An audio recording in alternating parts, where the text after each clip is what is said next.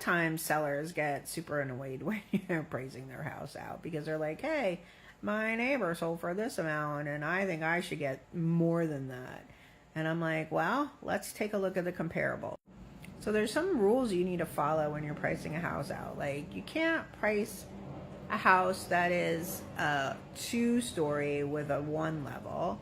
You can't do a single family against a townhouse. It doesn't work. And you have to stay within, I would say, 200 to 300 square feet up or down, depending. So you can't price a house that's like 1,200 square feet and a house that's 2,000 square feet. Because, first of all, that's not the same buyer looking at those two houses. So you're just going to shoot yourself in the foot. And smaller houses typically sell for higher square footage than larger houses. So if you put in like a pool or like you did $100,000 in hardscaping in your backyard, or put this Mac Daddy kitchen in that nobody else in the neighborhood has, well, a pool you'll never get your money back out of. So you really need to think about whether or not you really want that before you spend the money. But if you overprice for the neighborhood, it's not a good thing.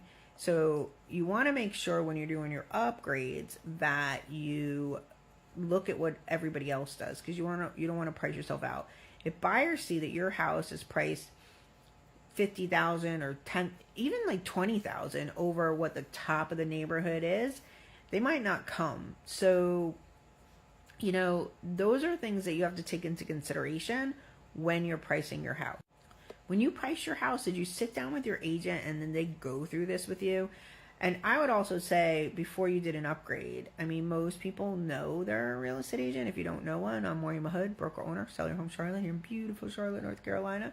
Call me before you do an upgrade, because I'm going to tell you, how much money you should spend on it, because we're going to look at what everybody else is doing.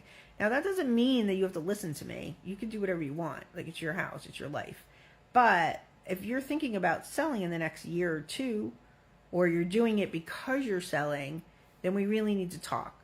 So that's the question. Did your agent sit down with you before you listed your house to go over how the pricing worked? Let me know in the comments. More questions? Ask me.